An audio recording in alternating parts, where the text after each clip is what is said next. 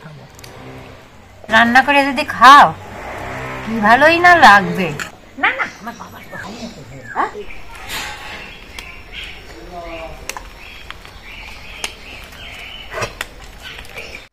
নাতি নাতনি কত সকালে দেখো বাটা মাছ চাইছি, বাটা মাছ দিয়ে গেছে কতটা। এই বাটা মাছ শিরা স্বাদের রান্না হবে। এটা রায়েক বাটা, দেখো কি সুন্দর মাছ। সাদা রায়েক থেকে এই মাছ রায়েক মাছ ভালো। এই যে রায়েক মাছগুলো কালচে কালচে হয়, এই যে ফোঁ করে চলে যায় পিঠগুলো কালচে কালচে। এই দেখো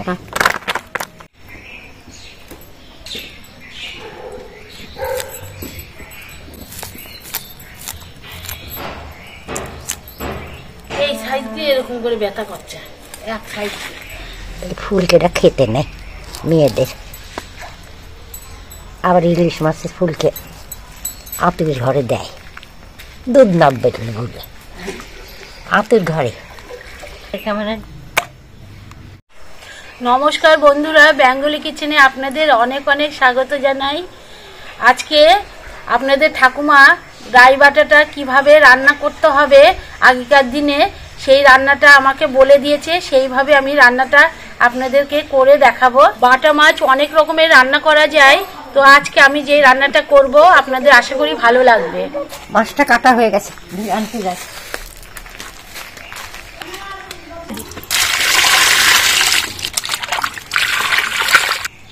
কেটে রাখা মাছটা আমি লবণ হলুদ দিয়ে মাখিয়ে নিচ্ছি।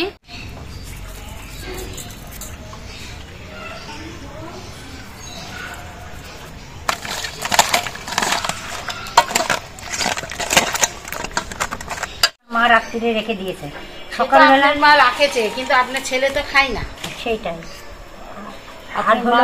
তো হবে না। হ্যাঁ আমরা সকালে খেয়েছি, সকালে শুধু ভাত হয়েছে আর বাসি তরকারি দিয়ে আমরা খাইছি।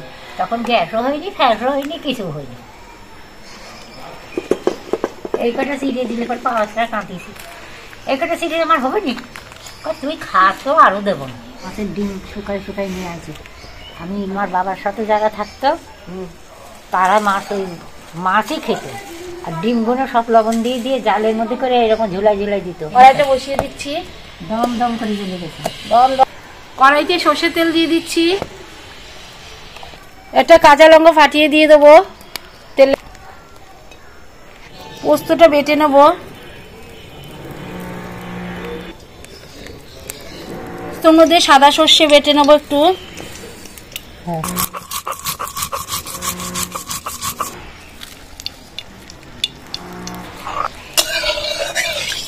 মাছগুলো এবার কড়াইতে ছেড়ে দিচ্ছি।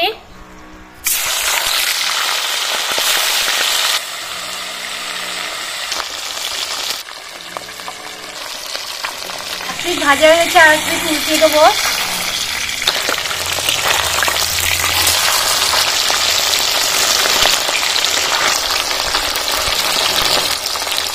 মাছে টমেটো দিলে খেতে ভালো লাগে, তাই এই টমেটোটা মাছে দিয়ে দেবো।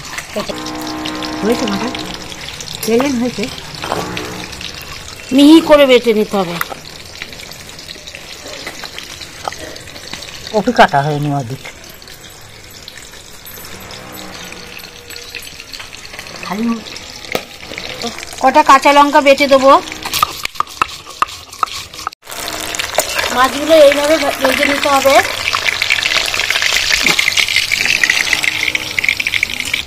বাকি মাছগুলো এইভাবে ভেজে নেব।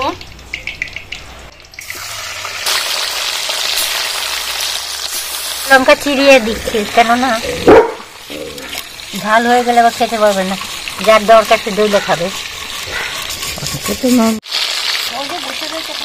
মাছগুলো খুব সুন্দর, রায়ের বাটা তো, যেগুলো দেখতে সুন্দর হয় সেগুলো খেতেও সুন্দর হয়। এই মাছ কাঁচা লঙ্কা চিড়েও রান্না করা যায়। এই মাছ নামানোর সময় একটুখানি জিরে দাও আর কাঁচা লঙ্কা চিড়ে দাও, আর নুন হলুদ পরিমাণ মতো দাও, তাই পাতলা ঝোল ভালো ডাক্তাররা খায়। ঠাকুমা কেন আঙুল ছোলে মাছ সুন্দর হয়ে যাবে।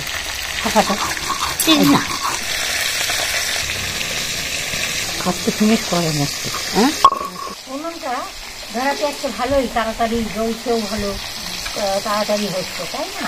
কালকে উনুনটা জ্বলছিল না, আর উনুনটাও জ্বালাই।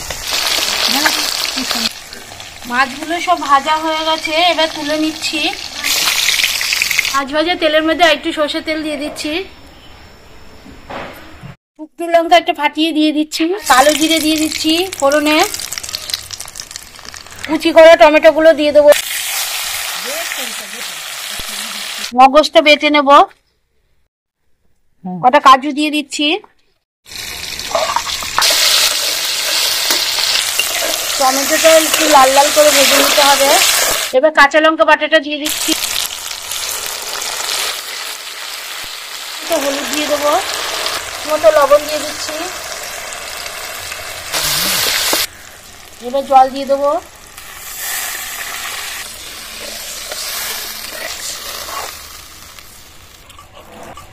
এইটা মাছ তো পোস্ত দিয়ে সর্ষে দিয়ে হচ্ছে, এই মাছটা মশলা বেশি ভাজা লাগে না, অল্প ভাজলেই হয়। জিরে আদা দিয়ে যদি ঝোল করা যায় তখন মশলাটাকে একটু ভাজতে হয়, তেল গড়িয়ে পরে মশলা ভাজা হয়ে যায়। কিন্তু এই মাছ এইভাবে রান্না করলে গন্ধ সুস্বাদ ভালো হয়। টক দই 2 চামচ দিলেই হয়ে যায়। এই যে টক দই ভালো করে ফেটিয়ে নিতে হবে। জানো একদিন কি হয়েছে, একদিন আমি বান্ধবীর বাড়িতে আসছি, এসে আর ঘর খুঁজেই পাচ্ছি না। তাহলে চিন্তা করো চোখে কি রতি। ঝোলটা ফুটতে শুরু করে দিয়েছি, এবার মাছগুলো দিয়ে দেবো। হ্যাঁ দিলে দিলে ভেঙে দেবো।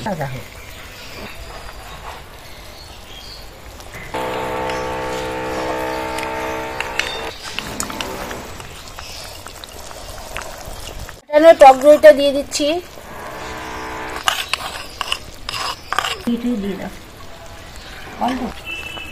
হ্যাঁ মানে এই বাটনাগুলো দিয়েই 2 মিনিট ভালো করে ফুটিয়ে নেব। পোস্ত সর্ষে বাটাটা দিয়ে দেবো আর কাঁচা লঙ্কা চিরা,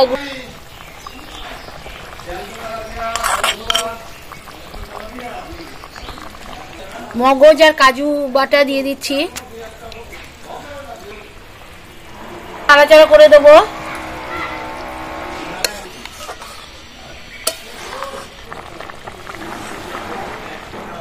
বেশি ফোটাবো না, বেশি ফোটালে টেস্ট চলে যাবে, তার জন্য এখনই নামিয়ে নেব। কালারটা কত সুন্দর এসছে, দেখে তো খুব লোভ লাগছে। হ্যাঁ হয়তো হ্যাঁ সর্ষে নাকি।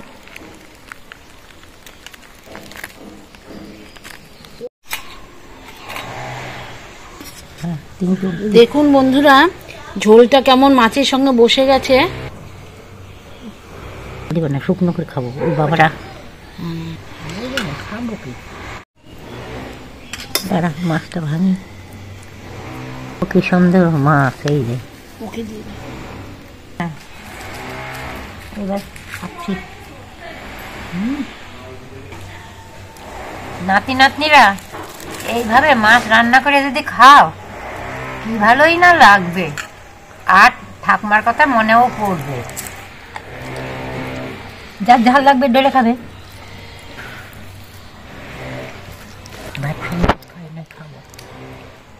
দেখুন বন্ধুরা মাছটা কত সুন্দর, খুব ভালো লাগছে, এত স্বাদ হয়েছে। এ স্বাদের তো মনে হয় কাউকে ভাগ দেওয়া যাবে না, এ স্বাদের আর তুলনা হয় না।